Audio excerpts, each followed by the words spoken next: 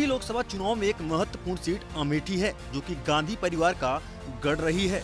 पर पिछले चुनाव से यहाँ के समीकरण बदल गए। वो ऐसे कि बीजेपी ने इस सीट पर कब्जा कर लिया। पर इस सीट पर एक बार फिर सबकी नजरें टिकी हैं कि इस बार ये सीट किसके खाते में होगी। अमेठी लोकसभा सीट पर इस बार फिर से कांग्रेस और बीजेपी के बीच कांटे की लड़ाई होने की संभावना है।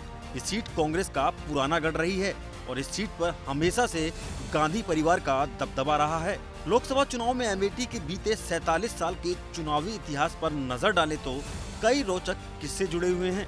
1947 के बाद से यहाँ की जनता ने गांधी परिवार के 7 चेहरों को मौका दिया है। पहली बार इस सीट पर साल 1977 में कांग्रेस के टिकट पर संजय गांधी चुनाव लड़े थे, लेकिन वो हार गए थे। जिसके बाद उन्होंने फिर 1980 में चुनाव लड़ा और जीत हासिल की। फिर 1981 में संजय गांधी के निधन के बाद राजीव गांधी अमेठी से पहली बार चुनाव लड़े और जीत हासिल की।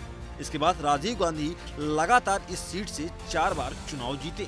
हालांकि साल 1984 के लोकसभा चुनाव में गांधी परिवार के लिए एक नई चुनौती खड़ी हो गई। तब राजीव गांधी के खिलाफ उनकी भाभी मेनका गांधी चुनाव लड़ी, लेकिन वो हार गई।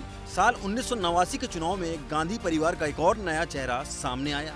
महात्मा गांधी के पोते राजमोहन गांधी चुनाव लड़े। जिसके बाद फिर 1999 में फिर सोनिया गांधी चुनाव लड़ी। इसके बाद 2004 से राहुल गांधी अमेठी के मैदान में आए, जो कि लगातार 3 बार जीते और 2014 तक यहां से सांसद रहे। लेकिन फिर राहुल गांधी 2019 में यहां से चुनाव हार गए। 2014 और 2019 में यहां से गोपाल स्वरूप गांधी भी चुनाव लड़े, लेकिन दोनों बार उनकी जमानत जब्त हो गई। इस तरह से अमेठी में गांधी परिवार के 7 चेहरे मैदान में उतर चुके हैं।